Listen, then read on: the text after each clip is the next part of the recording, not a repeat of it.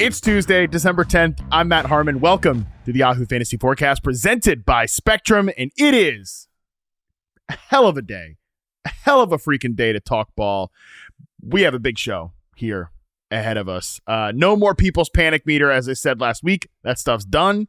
We're not panicking anymore. We're trying to figure out who you should trust for your fantasy postseason run. So we bring back the Fantasy Bros Trust Meter. We bring on Dalton. We talk the waiver wire heading into week 15. However, before we get to all that, we got to do what we do here every Tuesday show. We got to recap Monday Night Football off the top. We got Bengals 27, Cowboys 20. This game was pretty damn fun, really entertaining for two teams that are going absolutely nowhere. I don't think Cincinnati's making the playoffs. I didn't think Dallas had a shot at it. It's over for these two teams here in 2024, but it's not over for your fantasy teams, and it's not over for pride.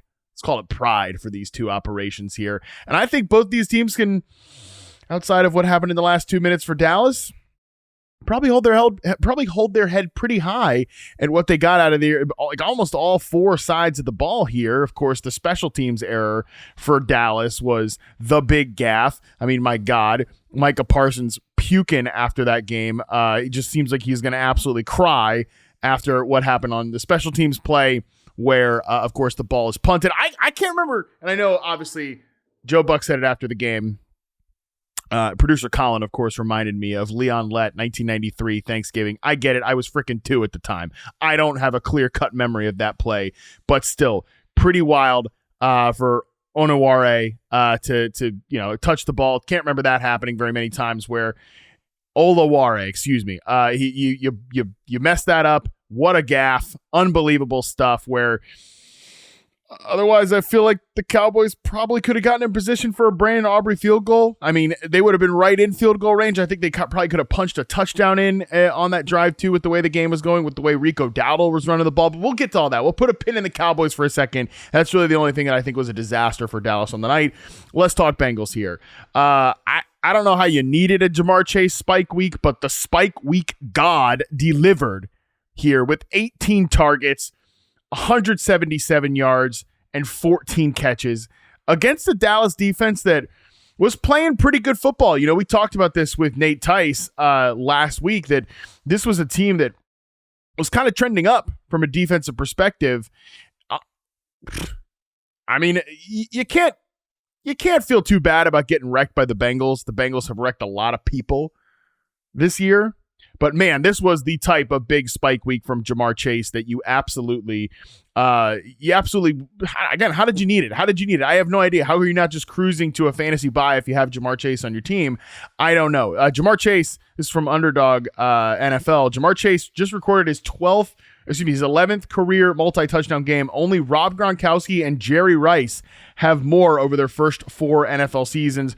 Gronk has 12. Rice has 13.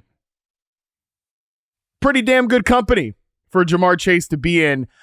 This is a guy who's been fantastic, obviously, through the course of his career, but he is having the season. And what I mean by that is he's having the Justin Jefferson season from 2022. He's having the CeeDee Lamb season from 2023. I think Chase was already a tier 1 receiver.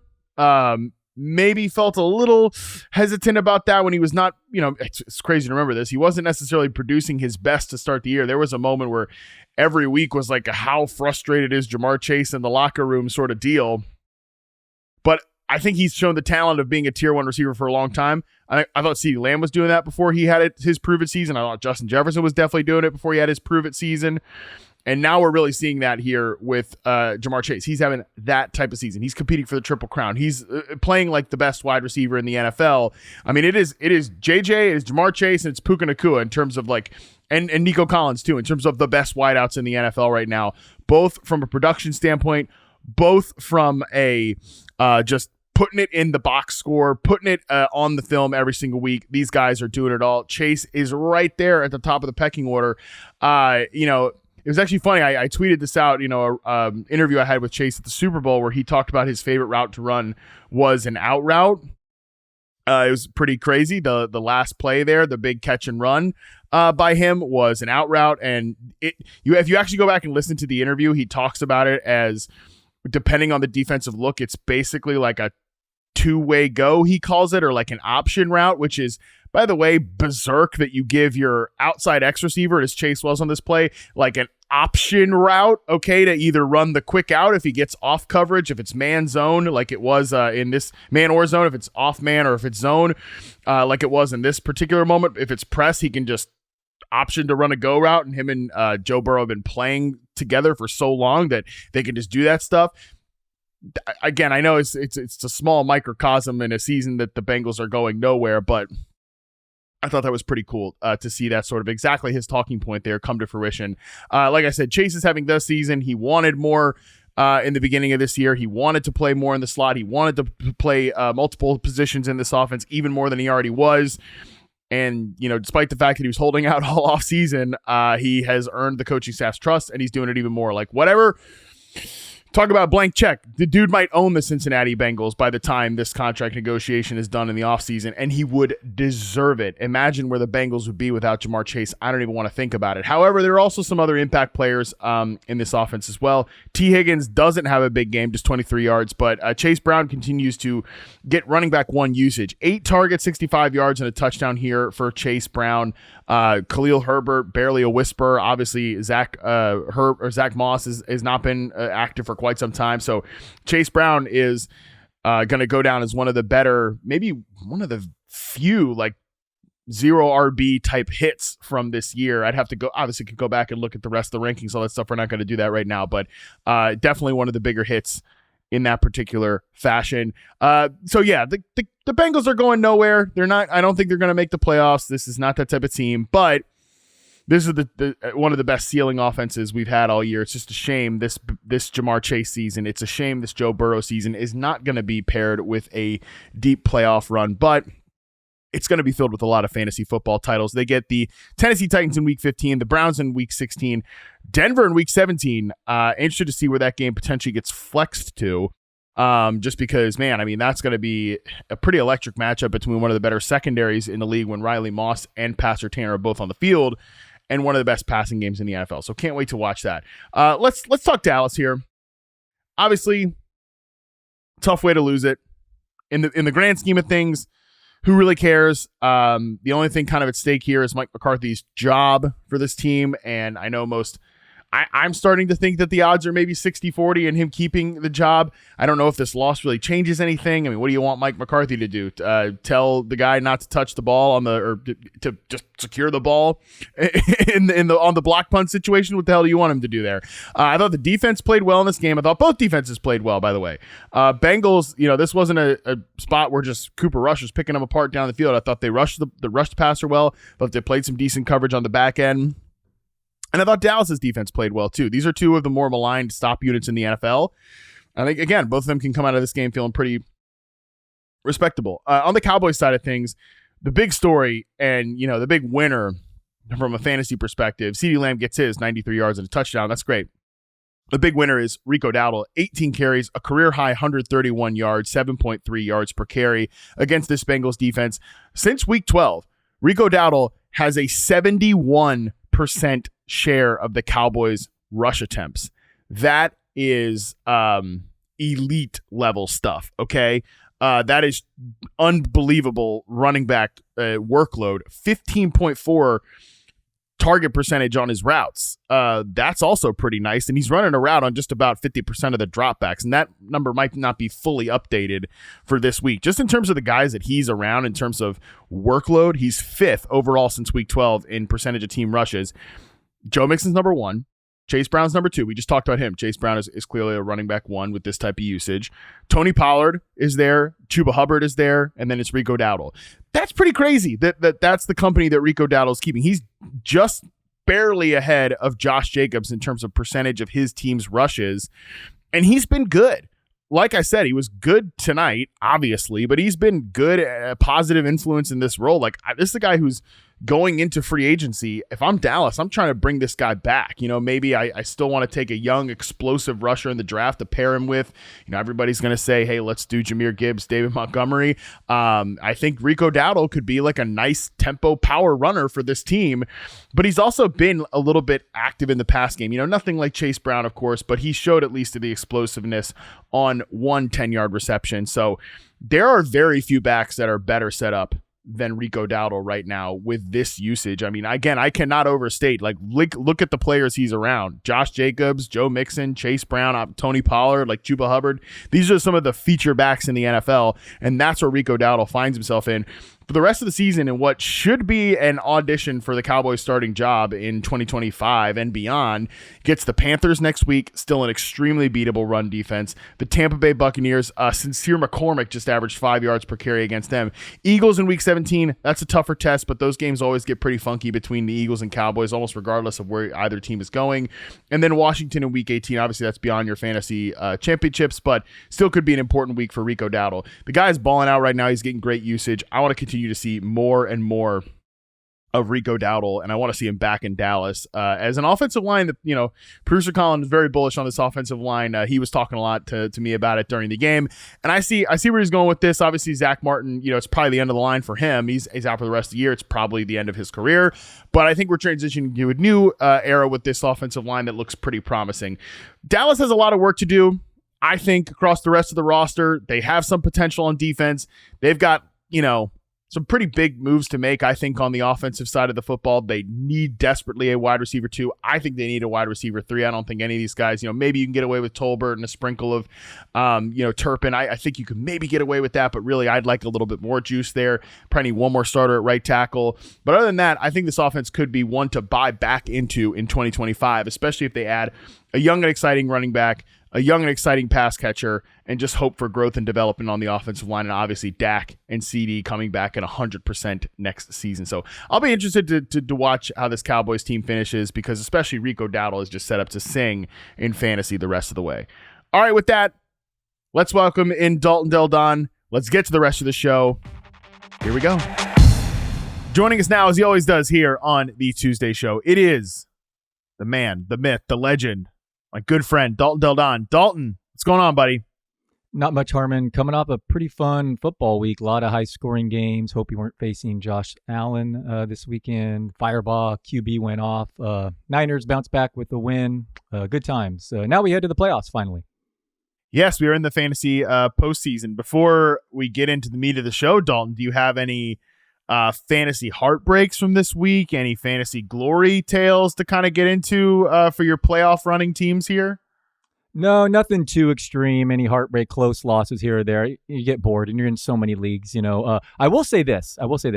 I've only played 2 guillotine leagues. The first one last year with some Yahoo people, and it is a really fun format, the guillotine. You don't know. I mean, it's like even early in the year, you might be out of that league. So that is actually a format that I've enjoyed, and I am one of the 4 teams remaining in that. So that's been a fun one. That like every week is a fantasy playoff.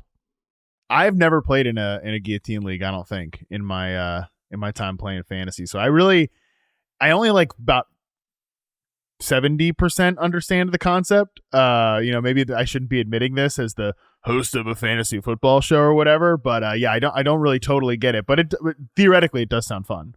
Yeah, lowest scores is out, so your season's done, and then the last man standing wins week 18. So it becomes almost like a DFS challenge the last 5 weeks, because there are superstars on the waiver wire. So it's basically just playing matchups, and I really like just the skill of seeing who you think can perform better among the superstars. And we're going to talk about that and who can we trust and who can we not over these next few weeks. That's exactly right. Yeah, I guess I've played in the Fantasy Cares Eliminators, but those are best ball, so it's a little bit different. Lowest scoring team is out and everything like that. But you're right. That's what we're trying to talk about here today. We're going to talk about, can we trust some of these players? Obviously, if you've listened to the show all season, you maybe missed last week's kind of State of the Union. We're waving goodbye to the people's panic meter, because at this point of the season, it's playoff time. As Dalton mentioned, we're not panicking. We know the state of who we can trust and who we can't trust. Or do we? While we're not panicking about these players, it is time to decide who we can trust in our matchups in these big critical weeks here the rest of the season, as we're chasing that fantasy hardware. So let's welcome everybody to the Fantasy Bros Trust Meter podcast. There should be a set of rules that govern the way bros comport themselves among other bros. Brothers don't shake hands. Brothers gotta hug. I just need you to trust me. That's all. Please. What an electric sound drop from producer Colin and the boys. That's great stuff. Dan Campbell even making his way into the Fantasy Bros Trust Meter. That was good stuff. I appreciate all the hard work behind the scenes. And that was a debut for us, too. We hadn't heard that until right now. Exactly. That's live in the moment. So this is how this is going to work.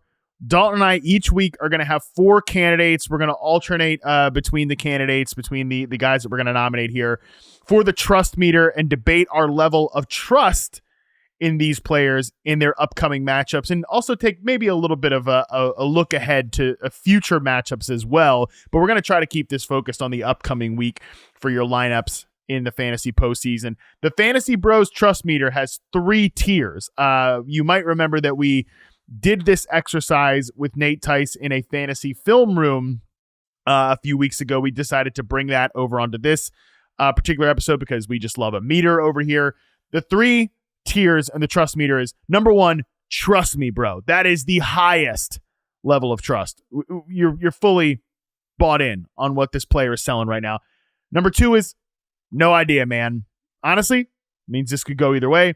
And the 3rd and final tier is I'm a pass. Basically, we have no trust in what this player is doing right now. So Dalton, we're going to alternate candidates here.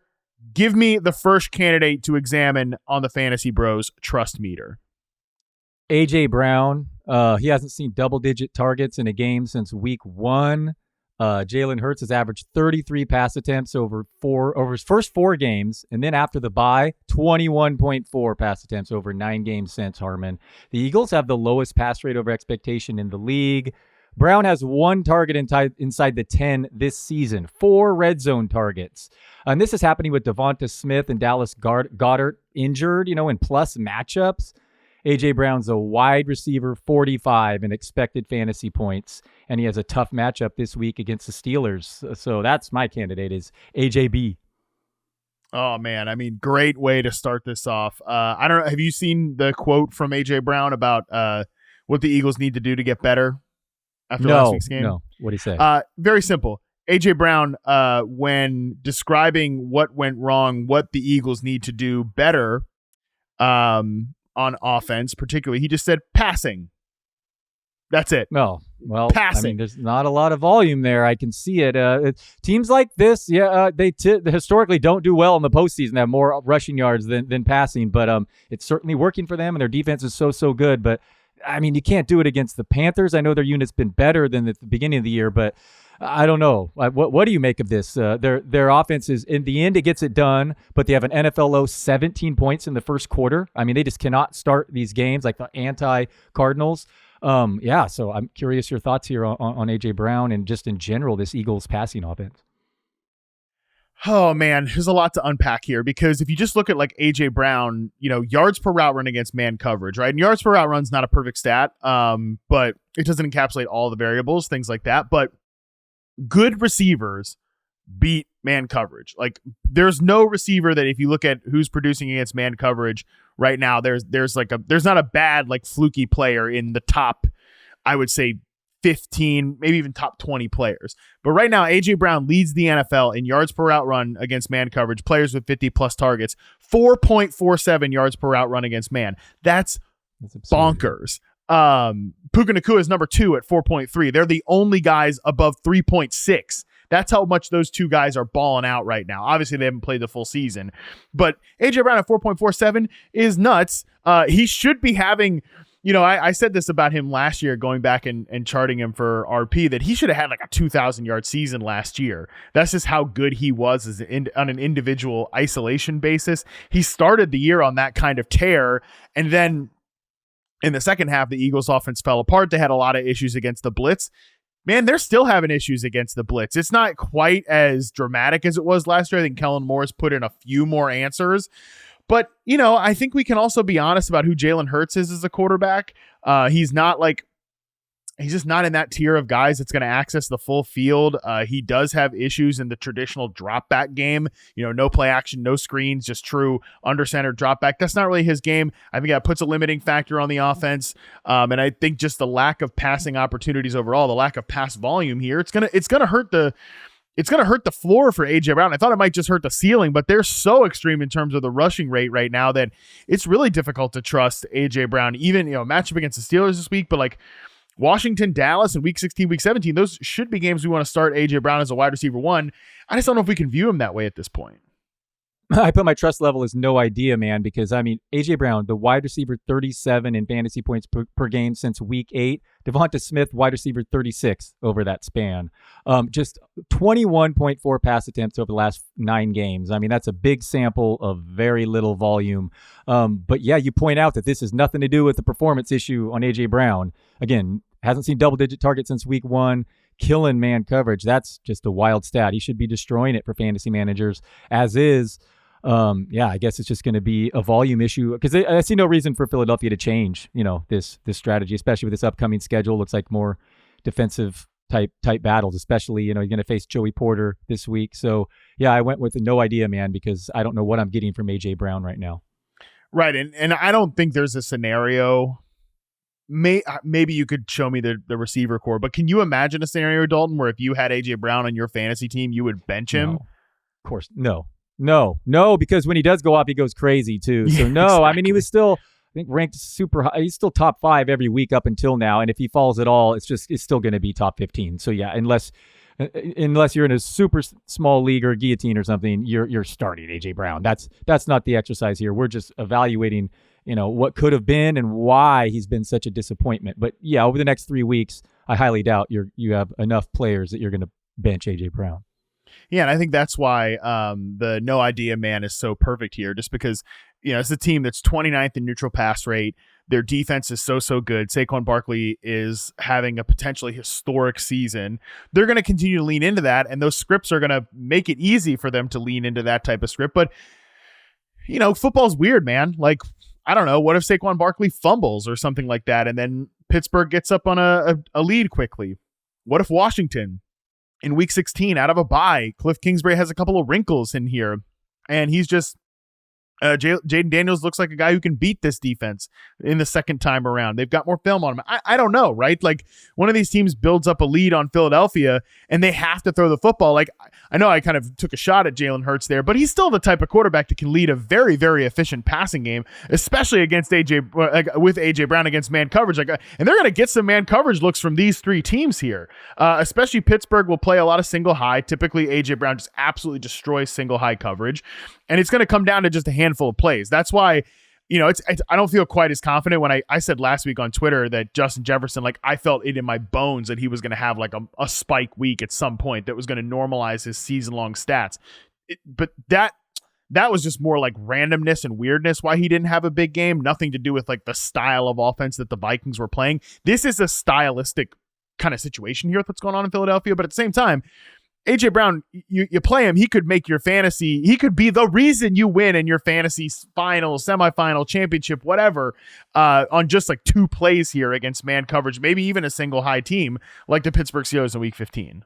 Yeah, as you mentioned, game script is unpredictable. Maybe we get a couple ones that go against the Eagles and leads to more passing volume. And I was also going to say, or AJ Brown's perfectly capable of taking 2 of 6 targets, for 40-yard touchdowns. He may blow up even with limited volume one of these weeks. So, it is what it is with Brown. It's certainly been a disappointment, but it hasn't been his fault.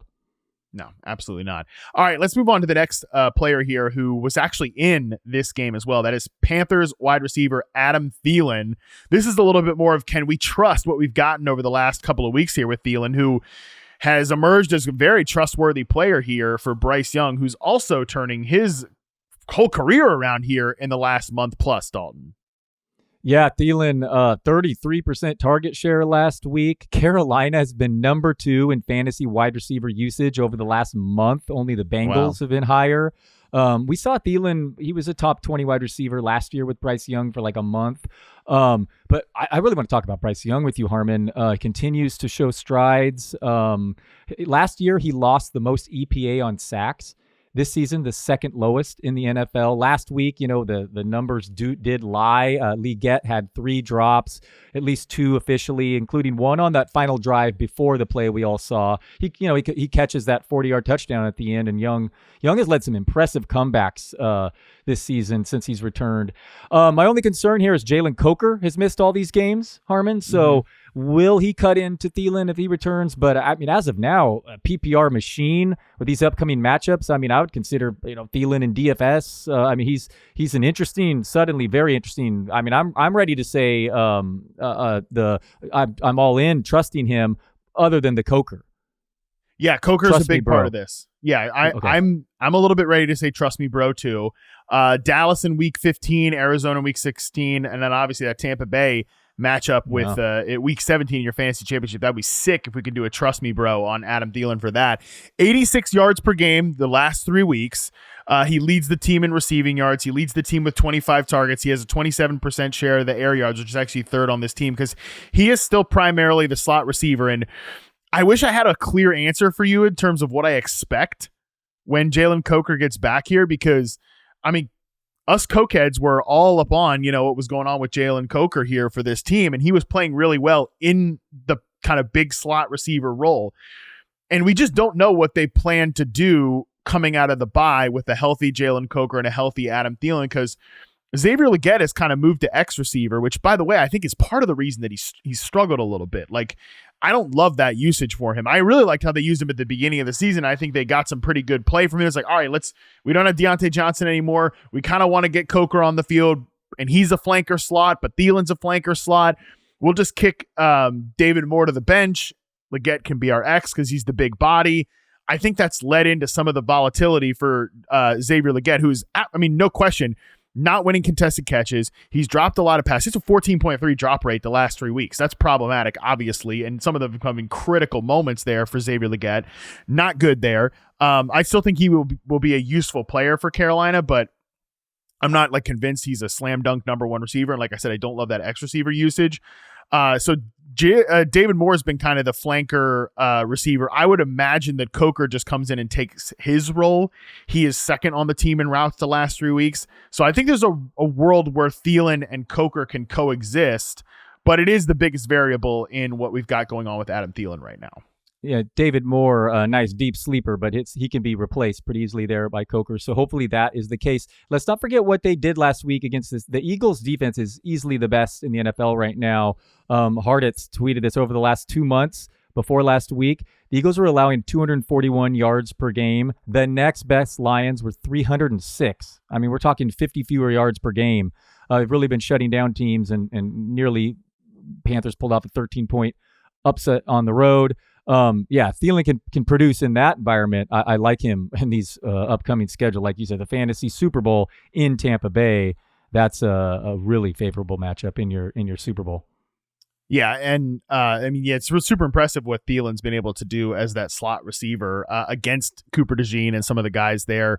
Dallas, in terms of slot receiver production, they've allowed 500 yards to slot receivers, 83 yards per game since week 8. That's the 12th most in the NFL, 84 yards per game allowed to slot receivers. So I think this is I'm probably trusting Thielen.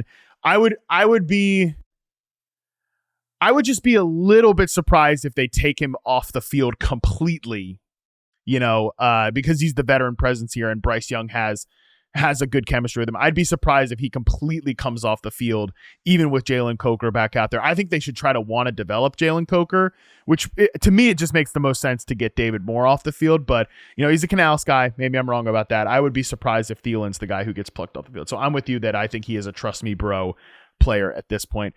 I want to talk about Jordan Love next. QB 19 ADP, current rankings QB 15. Obviously, there's some per game stuff we should consider here, but man, it's not been terrible with Jordan Love, right? Of late, he's not coming off like a disgusting performance in his most recent game against the Detroit Lions on Thursday Night Football. QB 10 in points per game, by the way, is Jordan Love. So about right where you drafted him. But it's just been so much volume to the running backs, to Josh Jacobs in particular. The last 3 weeks, 14.7 points, 19 points, and 14.5 points. And if you include 20.2 against the Bears coming off of the bye week. So really, yeah, last 4 games, 20.2, 14.7, 19, 14.5 fantasy points. Very much like not going to crush you, Dalton, but he's not giving you the ceiling weeks either that you might have imagined when you drafted Jordan Love as the QB 19. So where do we rank him as a trustworthy candidate week 15 against this in the Seattle Seahawks building over there in this matchup? He's a no idea man for me. Got off to a hot start, 15 touchdown passes over the first 5 games. He has just 6 over the last 6. We have the same kind of issue with the Eagles. Green Bay sits with the second lowest pass rate over expectation this season, averaging just 22 pass attempts over 4 games since their bye. Love is getting 10.3 YPA over that span with just 1 pick. So I've been incredibly efficient, and it's been good for the Packers. Not necessarily great for fantasy managers unless you're a Josh Jacobs guy. This week is a tough matchup. Seahawks, they were 21st in EPA per play over the first 8 weeks, second in EPA per play since week 9, allowing just 17.6 points per game. So it's not a very good matchup there. And we're getting a low volume Love. So I mean, it's probably going to be, a middling QB option with no teams on bye. 100%. I think it's tough. I'm trying to think if there are any players I'd consider like truly benching Jordan Love for, though. Like I think he'll probably be somewhere maybe like QB 14, 15 in consensus rankings. I mean, like, would you play an Anthony Richardson, a Drake May, a Jameis Winston, an Aaron Rodgers? Like, would you play any of these guys over Jordan Love? No, he's above all them, and maybe I'm underselling it. Maybe he'll be like a top 12 guy this week, but you don't know what we're getting. I mean, the volume has just changed from the beginning of the year. I don't know. He does continue. I'm looking right now in his early consensus rank. It's a QB 8. I'm sure there's not a lot of rankers yet when we're recording this, but that's pretty aggressive, for the production we've seen out of him. But at the same time, we love these weapons and they're healthy. I mean, Watson looks good when he's out there. Obviously Dobbs remains in concussion protocol, but I personally could see this being kind of a lower scoring game. Seattle's more defense and their offense is struggling itself. So I actually see this more of a defensive game, and QB8 would be too aggressive for me for Jordan Love. Yeah. It's not as if their drop back game is weak in terms of Seattle, like their pass defense, but their run defense is really what's been kind of the key to their defensive turnaround here. You mentioned Ernest Jones, right? Ernest Jones, Leonard Williams balling out, Byron Murphy kind of popping up here. They're number 1 in rushing success rate allowed since week 9, that span of games that you just mentioned there. That's a really interesting matchup to consider. Obviously with the way the Packers have played, they've been so run heavy.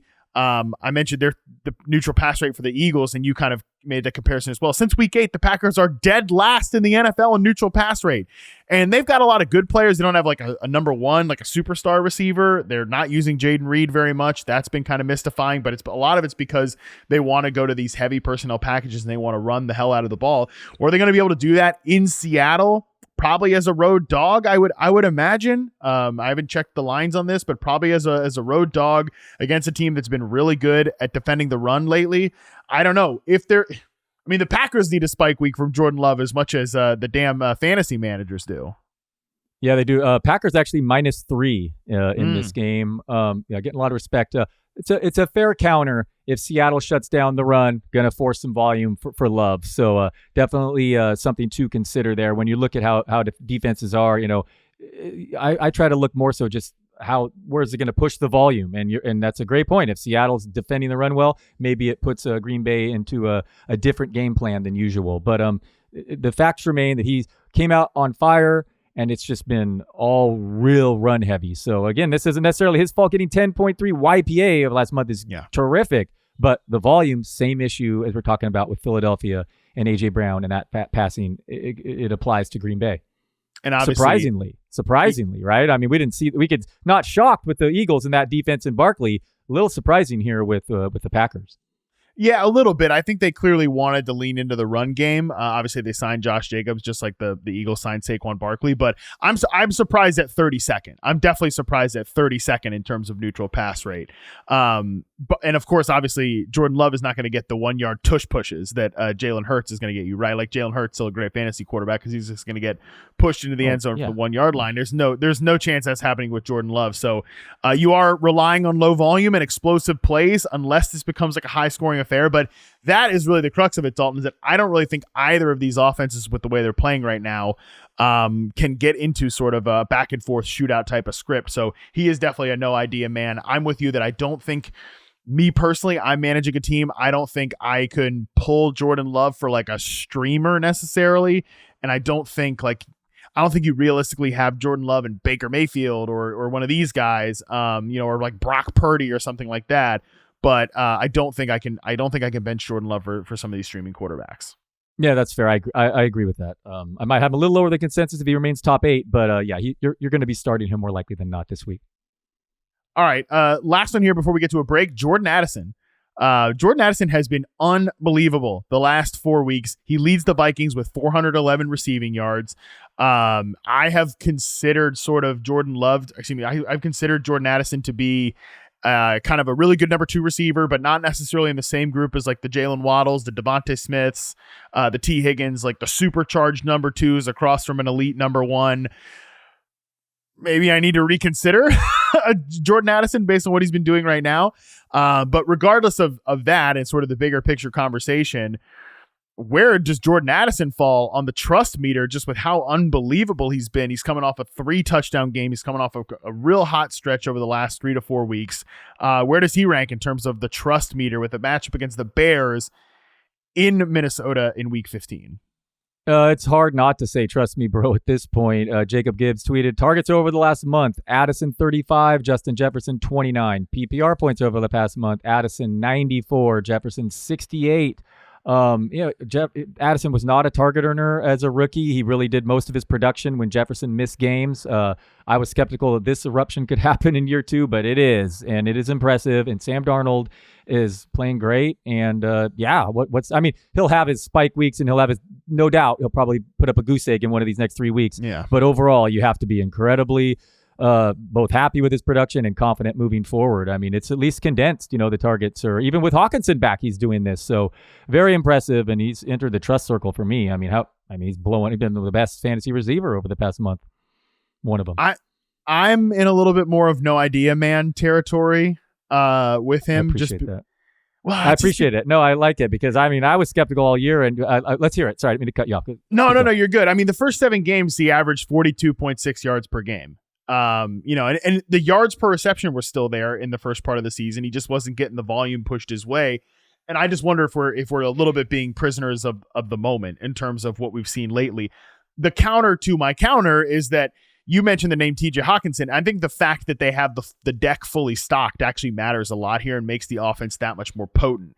TJ Hawkinson in the last 3 games is averaging like 6 yards per route run against man coverage as the tight end. He's been like the man coverage answer. Jordan Addison's been tearing up zones, and Justin Jefferson is just Justin Jefferson. That actually, and we can look this up as we're talking here, because if you just look at the way this offense has functioned the last month, it has mostly been Addison tearing up zone coverage, and like obviously he's getting favorable looks. That's the whole point of the reason why they drafted freaking Jordan Addison, because they knew he was going to get favorable looks across from Justin Jefferson there. But okay, so gets the Bears this week. The Bears are 7th in zone coverage rate, so that looks like a pretty good matchup. Maybe we do want to trust him a little bit more there. The Seahawks, they're the week 16 team. They're a little bit more man heavy than they're the 24th team in terms of zone coverage rate. The Vikings, obviously, of course, the Vikings, of course, they get the Packers in week 17.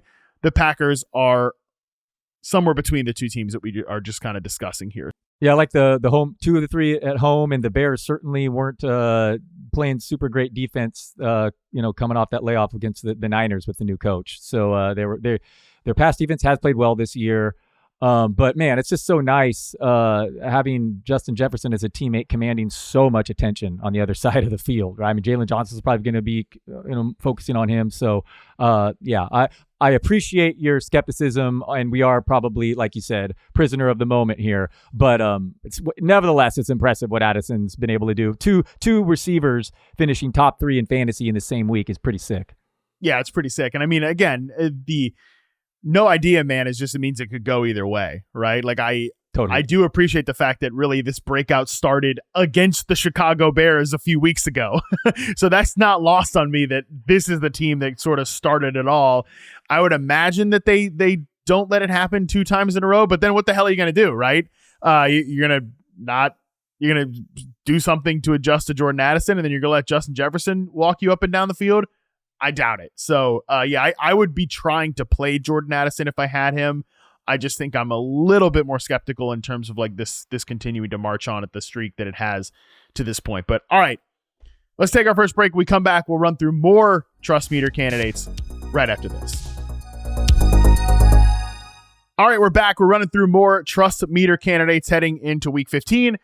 Let's talk Amari Cooper. You mentioned Jacob Gibbs earlier. Got a Jacob Gibbs tweet to share here. Amari Cooper had 14 targets and 254 air yards in week 14.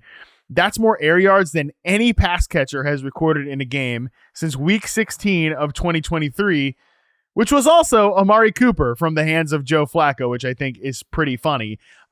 Week 15, they have a very plus matchup against the Detroit Lions. Week 16, a very plus matchup for wide receiver against the Patriots. And week 17, I would say, statistically not a great matchup for wide receivers against the Jets, but the Jets defense has been hit or miss all year. So I guess the crux of this discussion, Dalton, really comes down to Amari Cooper. Do we consider what happened last week against the Rams sort of like a breakthrough moment for Amari Cooper and like a breakout game for him in what, like I said, really was his first big game as a member of the Buffalo Bills?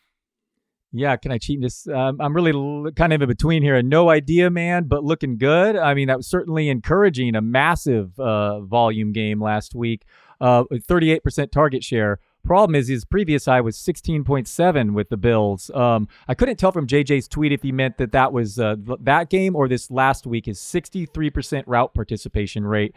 I wanted to ask you that. Did Cooper play more this last week? Another issue we have to worry about is Keon Coleman, his eventual return. But man, he looked good. And if they're going to, if he's going to be treated as the wide receiver 1 from the MVP candidate, obviously there's top 12 wide receiver fantasy upside over the next 3 weeks in Detroit this week. 53.5 over under, the highest in a few weeks here. So we could have another fun one, just like Rams Bills. Lions Bills could be this week's version with Cooper going off again. Let's hope so. But it did kind of come out of nowhere. Absolutely came out of nowhere, and I'm sort of at no idea, man, too, because I do think this could go either way.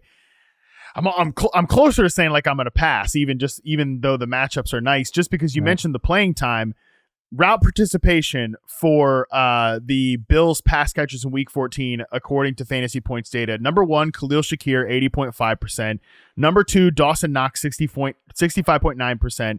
Number 3, Matt Collins, 63.4%. Wow. And then number 4 is Amari Cooper, 58.5%. They chart routes a little bit differently than some other places, in terms of like what is and is not a route. But still, just about 50% of the dropbacks he's running around. Curtis Samuel, 56.1% of the dropbacks. Yeah. Then we get to some depth guys. But when he was on the field, he was getting the football. 58% targeted like routes per target. So like when he was on the field, he was getting the ball. It was on these downfield patterns, particularly like a lot of go routes, things like that. And this was the first game, Dalton, where I thought the acquisition of Amari Cooper, whether it turns out to be a great fantasy asset or not, made the most sense for Buffalo because of how they were using him. He was the X receiver, he was outside, and he was used as a vertical threat, particularly in like ISO route situations. So I just don't know if, again, this is what we have to decide. Is this the start of a new trend, or is it just a blip? Because it is definitely something different than what we've seen. I just don't know what comes next. More of the same to what we saw before, or is this like a new thing that we're going to see with Cooper? Because you're right, Keon Coleman wasn't even involved in this game. And game script was so perfect, down big early on. Wild that there were no sacks in that game. I think the Rams entered with the highest pressure rate. No turnovers either. What a wild game. Keon Coleman is it seemed close to returning last week, so we think he's going to be back. And the fact that all that matters is how many times you're targeted, but it feels like that's a little less sustainable when you're on the field only 58% of the time. So, yeah, a no idea man for me here. Yeah, no idea man, absolutely. I'm interested to see where I end up ranking Amari Cooper this week. I mean, he's definitely somebody that I know on one team I've got Amari Cooper. I'm going to probably have to end up starting him, but it will definitely be higher than where it was before in terms of Amari Cooper. But just looking at like early ranks, I think I'll probably have him somewhere, I don't know, in kind of like the wide receiver 30-ish range. Yeah. Does that sound right to you? Yeah. Or maybe a little bit lower than that? No, that sounds, tentatively I had him like 33-ish right now. Yes, that sounds exactly right. And that's a big tier that you could argue one way or the other. So yeah, I'm with you there. We're talking a flex option here with huge upside. I mean, there's definite upside there, but a low floor as well. Yeah, and just I think if you're breaking ties when you get to that tier, because you're right, there's a bunch of dudes in there. There's like Jacoby Myers, obviously like a Marvin Harrison Jr. I think is in this tier. DeAndre Hopkins, Jordan Addison, who we just talked about, even his teammate Khalil Shakir, Darnell Mooney for sure, Devontae Smith, Thielen, who we talked about earlier. Yep. You just look at high-powered offense with a great quarterback going into what should be we could see the exact type of game script that we just saw out of the Rams in Detroit with the Bills this week, and for that reason, maybe you break ties in favor of trying to get the best out of Cooper and hoping for the upside this week. Yeah, well, what a game that was, man. Josh Allen, that was crazy. All right, let's get to one of your candidates here, Kyler Murray. We've not been able to trust Kyler Murray all year. We got a matchup here, Week 15 against the New England Patriots. 13th versus quarterbacks this year so far. What do we think about Kyler Murray going into this week? Well, the QB 10 or 12 on the season, or whatever you want to go per game or overall. So it's equal that he's been, okay, but it's been weird how Kyler Murray's gotten here. 4 top 5 weekly finishes, 4 bottom 10 finishes. Last week, as all season, he benefited from the scripted opening drive, scoring a touchdown, and then immediately threw 2 picks. He had a touchdown and 2 interceptions on his first 6 pass attempts. But that was against a Seattle defense playing extremely well. Looks like a pretty nice playoff schedule. Arizona has the 3rd highest implied team point total this week. So, you could talk yourself into him again. So I'm kind of a no idea man with him because it's been so Jekyll and Hyde. But when it looks right, it looks great. And when it doesn't, it looks, like a disaster. Yeah, that's the thing. I think there are some streamers that if you just wanted to shoot for like 15 points every week with Jameis Winston, I might not talk you out of that. Even Winston, like versus a guy like Jordan Love, right? I think the ceiling is maybe higher with Winston, and I think the floor is kind of relatively similar just because he's going against the Chiefs, who are definitely not the same pass defense that they were to start the season. With Winston, because of the absurd volume that you're going to get in Cleveland, you're going to scratch your way to like 15 points every single week. And with Murray, I do think you could potentially get 30, but I think you could also get 10. And I don't know if these 3 matchups, as you mentioned, coming up here, Patriots, Panthers, Rams, I don't know if there's any game in there that's like a 10-pointer, because theoretically they all look like pretty nice matchups, but Arizona's just been very, very unpredictable this year. Incredibly unpredictable. I'll talk about Jameis Winston in our waiver wire pickups because I'm with you there. I really like him, and I think he's available in too many leagues just because of his crazy tough schedule he's coming off. But yeah, Murray is a no idea man to me because I just don't know what to make of him and the whole offense. And Marvin Harrison's been an incredible disappointment. I know you've been a little down on Brian, not down. I know you want to pump the brakes a little on Brian Thomas Jr., but I've been waiting to ask you this question. Forget fantasy. If you were starting an NFL franchise so what we've seen so far this year, whom would you draft first, Brian Thomas Jr. or Marvin Harrison Jr.? I mean, I think I'm going to take Harrison and deploy him like completely differently than the Rams, than the Cardinals do. So I think what a stupid statement to say. I think my team is going to do it better than a pro team in this theoretical scenario. But I would still take Harrison. Maybe I'll take Locke there, but I would still take Harrison. Okay. All right. Okay. Love how BTJ looks. And that's a fair, obviously, maybe most people would, but I was curious your take on that one. And either way, they're not deploying him correctly in Arizona. And is Trey McBride ever going to catch a touchdown either? Also, God bless him. They're trying. Our guy Kyler Murray can't hit him on some of these plays. They are trying to get They're trying to get Trey McBride that touchdown, but it's just not. It's not happening so far. So yeah, this Cardinals passing game is definitely. It's hard. I don't want to be too rough on them because they're still similar to what I said about the Chargers on yesterday's solo recap. The Cardinals are ahead of schedule, right? Like they shouldn't be kind of contending for the AFC West. And I think it's just because the Niners have taken a step back that there's a little bit of blood in the water with this division that is like, oh, Arizona, like, can you not grab this moment when your offense was number 1 in EPA per play at the midpoint of the season?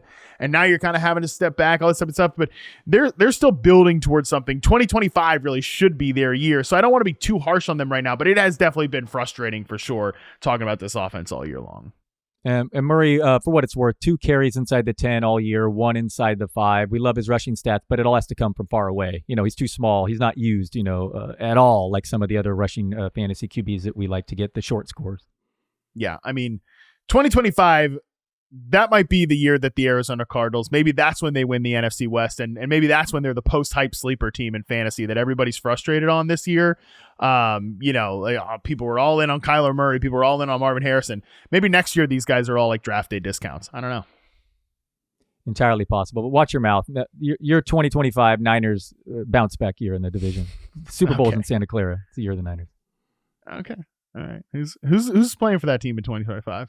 I know, Harmon. Can anyone stay healthy? They're on their RB6, which we'll get to. Who's next on our list? Yes, just change the subject very quickly. Speaking of not healthy running backs, let's talk about Rachaad White here. Obviously, Rachaad White has. I have weirdly a large amount of Rachaad White fantasy teams. Like I didn't mean to. I just ended up kind of like falling ass backwards into drafting him in a couple of spots. And I played him on like 50% of those teams this week. So I was 50% happy with myself and 50% hated myself. So what an experience with Rachaad White. Of course, we didn't know that Bucky Irving was going to leave this game very early on after like 4 carries, something like that. But obviously, if Bucky Irving misses any time, let's talk about Rachaad White. Actually, let's talk about him as if in the lens of Bucky Irving does and like doesn't play. He's got a matchup with the Chargers this week, who they've given up some production to running backs of late, but on the season, there's still a pretty good run defense. How do we feel about Rachaad White as a trust meter player? Well, he would be a trust me bro for sure if we knew Bucky Irving were to miss time. Yeah, it's annoying. I think Irving, presumably it's the same back injury that he suffered returning that meaningless kickoff at the end of the first half the previous week, because he's fighting through that in practice all week. And that was a killer for those who started him last week. But the Bucs were using two running back sets before Irving left, like big time. Like that was their opening drive. It was featuring that. White was getting the first carries that may or may not have something to do with Irving's injury. But what I love about the Bucs offense is so many designed targets to their running backs. Even since Mike Evans has returned, it looked like their offense is unstoppable. The first 2 drives, 2 touchdowns against the Raiders, and then it really did take a step back. But this is still an offense that features its running backs, and White might not be as explosive and exciting as Irving, but he's been a pretty good player this year and a very good receiver. So I had him as an RB20 this week, even with Irving in that matchup with the Panthers. And here we go in the Fantasy Super Bowl, a rematch in a couple weeks. So, I mean, I'm using him there even if Irving returns. If not, we're picking up Sean Tucker on waiver wires, and we're treating White as, a top 15 fantasy back. Even against the Chargers, if he gets that backfield to himself, it's wheels up.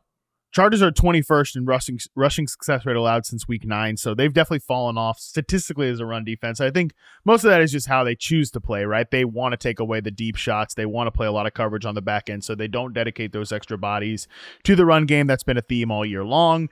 But this Bucs run game's hard to handle. Obviously the Raiders are not a good test for this defensively, but I do think the fact that Rachaad White is having a bounce back season from an efficiency standpoint just kind of proves the fact that this Bucs offense is a good ecosystem. It's not all Bucky Irving in terms of why their run game has turned around of late. It's also the system. I think it's what Liam Cohen's done from an offensive coordinator standpoint, and it's the way the offensive line is growing and developing. They have a lot of young guys there. A lot of those young guys are improving on the offensive line.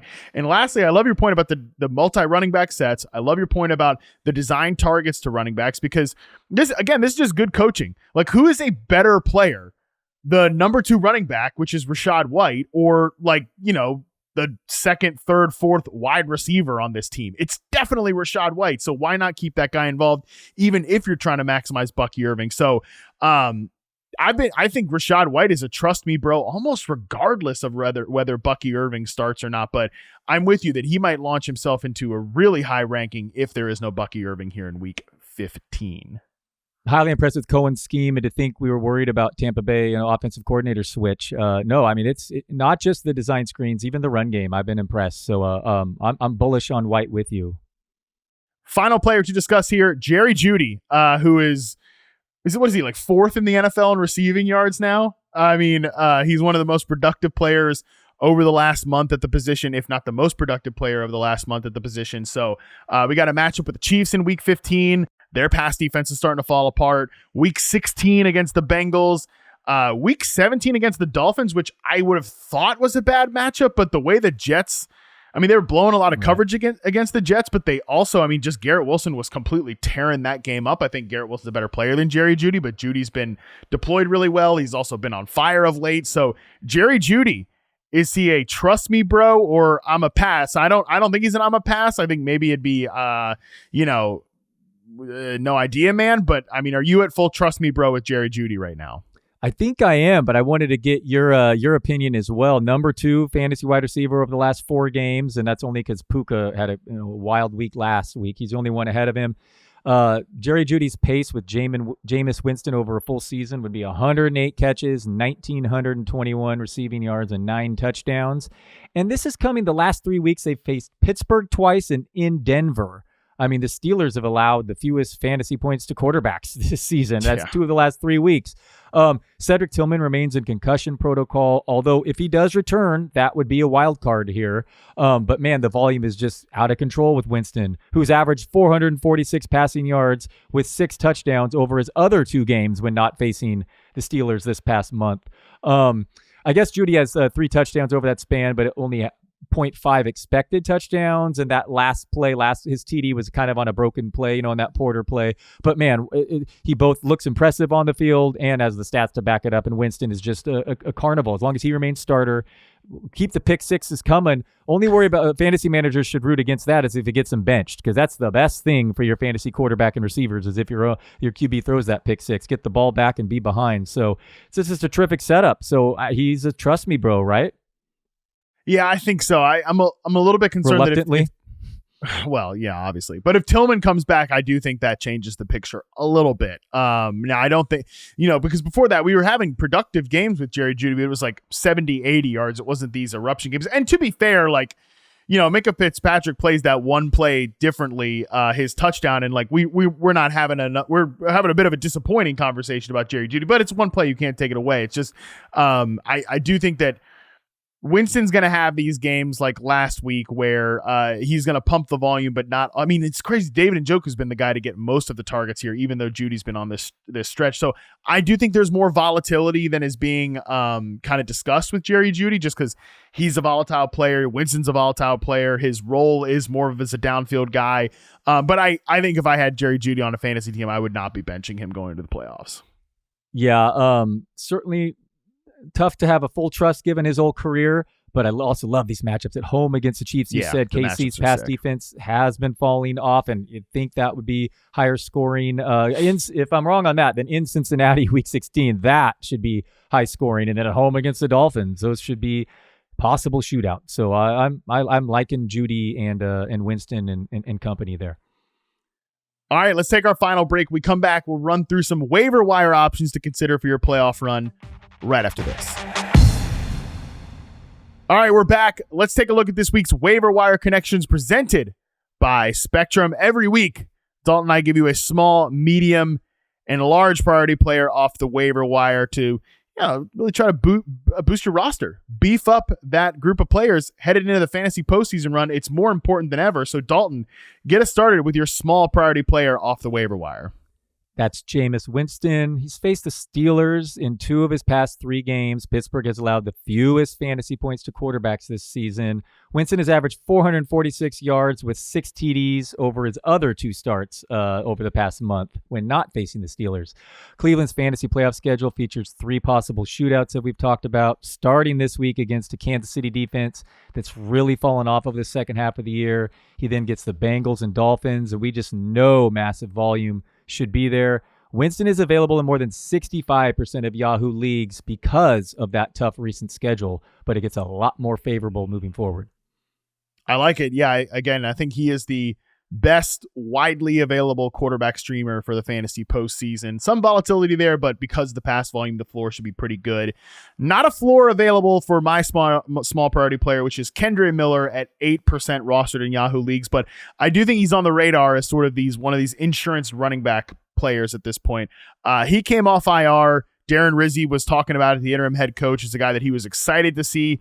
Didn't really understand why he was on IR. I think we all understand why he was on IR because for whatever reason, Dennis Allen just absolutely hated Kendre Miller. Miller came back, scored a touchdown. Pretty nice run for his touchdown as well. He played 25.8% of the snaps, handled 30.3% of the team carries.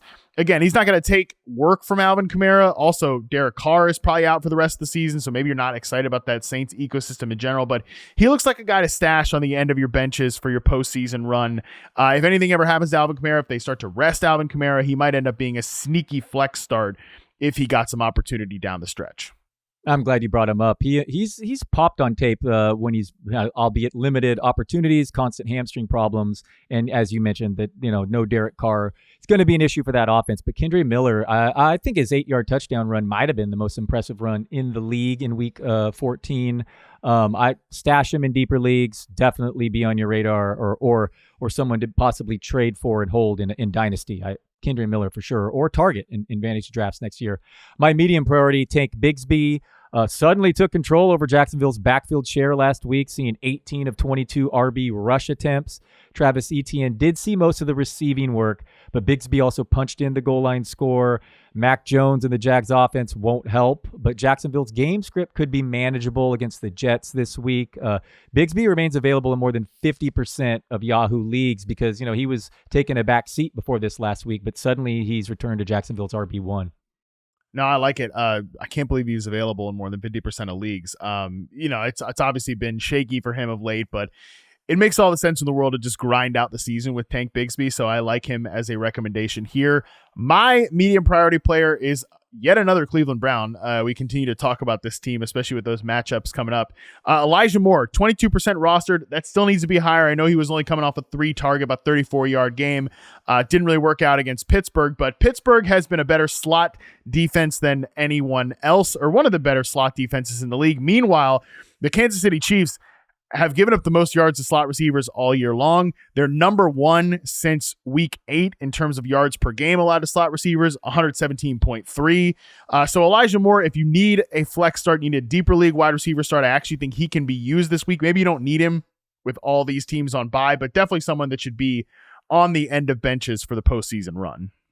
Too bad McConkey missed the matchup against the slot vulnerable Chiefs. My large priority, Patrick Taylor Jr., sadly, yet another 49ers option here, another injury. Isaac Guerendo was Fantasy's RB2 this past week, despite leaving early with an injury and missing out on a touchdown that went to Taylor instead. Guerendo suffered a foot sprain. Now he has a short turnaround with the 49ers playing Thursday night. Taylor isn't nearly as fast, but he's a physical runner with strong missed tackles force metrics, albeit in a small sample. Taylor may split a little bit more work, but he's become a must-add in fantasy leagues if he's the new starting back on the 49ers, and he's available in 96% of Yahoo leagues.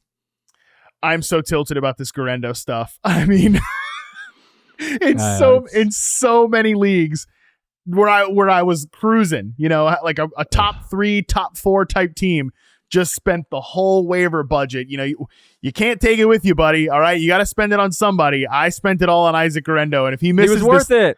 He was worth it. That's the worst part, Dalton, is that he was worth it.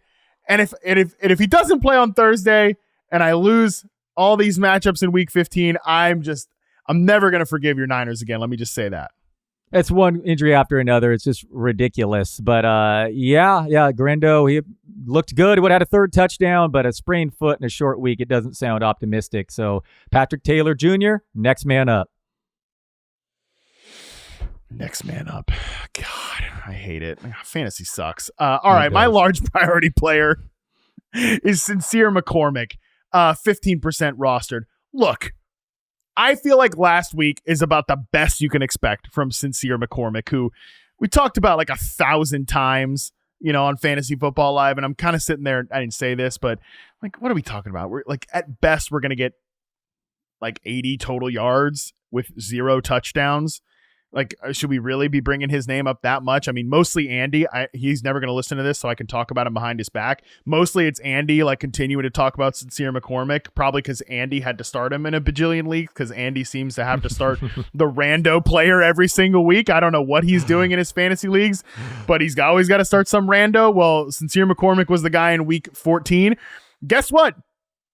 He got about like 80, 90 total yards, played 61% of the snaps, and he touched the ball 17 times. Well, I tell you what, man, if you're going to touch the ball 17 times towards the end of the fantasy season, we got to talk about you, especially for a team that is just, I don't know what to say about the Raiders, except they're just kind of like, well, yeah, why not? Why not try Sincere McCormick? We wanted to establish a run game all year long. That was the whole point of the Antonio Pierce thing, right? Like last year, we crushed it down the stretch with Zamir White. We're going to establish a run this year. Can't run the ball, can't run at all year long until Sincere McCormick comes in here and averages 5 yards a carry in the last 2 weeks. Again, 17 touches. We got to consider you. You can't be on fantasy waiver wires at this point of the season, especially when you got matchups against the Falcons, the Jags, and the Saints down the stretch. So I don't know if you're like a real deal contender. Do you have to start Sincere McCormick?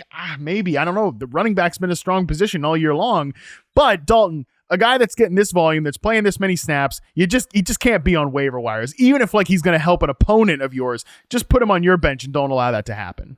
I agree. Sincere's impressed. I mean, the Raiders had the worst EPA per rush like historically ever. He's taken over that offense and doing well in it. 15 of 16 RB rush attempts last week. So this has been his backfield.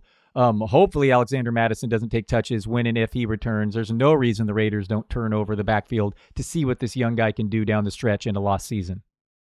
Let me just say this, by the way. The one thing I'm worried about is that Desmond Ritter's got his revenge game in week 15 against the Falcons on Monday Night Football. The Falcons have been terrible against zone coverage. They've been pretty good against man coverage. The Raiders are 9th in man coverage rate. This just sets up as a classic Kirk Cousins, like, man, I don't know who's calling that game. Is it the regular Monday night crew? Because it's 2 Monday night games. Is this 2 Monday night games? Yes, I'm not sure. Yeah, I don't know, but whoever it is, well, I don't know. Aikman and Buck, I've got too much respect for them to think that they're going to be the ones doing this. But if it's somebody else, they'll be like, see, Kirk needed this game. He really needed it. He hasn't thrown a touchdown since before the election. I don't know. It's been a minute since Kirk Cousins has had a good game. He hadn't thrown touchdowns, a bunch of interceptions. What's the ratio? Like 0 to 7, 0 to 8 the last 4 weeks or whatever. I mean, for God's sakes, Kirk needed this game. It's a bounce back moment, and Sincere McCormick touches the ball like 9 times because they're just in negative game script, and Desmond Ritter's throwing the ball a bunch. I can see that in my mind's eye as Kirk has like a 250-yard, 2-touchdown, no turnover game against the hapless Raiders. I don't know. I see that game in my mind's eye, and then I don't think that there's going to be a lot of Sincere McCormick rush attempts there in my weird little nightmare scenario. But also maybe I'm just losing my mind here, Dalton. I have no idea. It's not the greatest offensive setup with Ritter. Raiders are 19.5 point implied team total. Not ideal, but Sincere's got a cool name and he's been playing well, so we're stashing. I'm on board with that at least. But yeah, he's got an uphill battle with his situation. Yeah, and again, even if he's going to help out an opponent of yours, don't allow that to happen. Stick him on your bench and try to keep him from somebody else, because 61% of the snaps, all those touches, you just can't have that laying out on the waiver wire. Man, what a weird way for this segment to end. This has been the Waiver Wire Connections on the Yahoo Fantasy Forecast, presented by Spectrum. And that, Dalton, is going to do it for the first edition of the Fantasy Bros Trust Meter. We didn't have a single true uncut I'm a pass, which means there's no doubt at least 1-2 of these players are going to totally disappoint people this week. Unquestionably, but good times as always, Harmon. Appreciate talking ball with you, man. Yeah. And thank you for hearing me whine about Isaac Guerrero and your San Francisco 49ers for just a second. I appreciate the hell out of you, Dalton Del Don. Good luck to you and all your fantasy playoff matchups this week. That is going to do it for us today. On Wednesday, Sal Vetri joins us for the Week 15 data dump. Until then, we are out.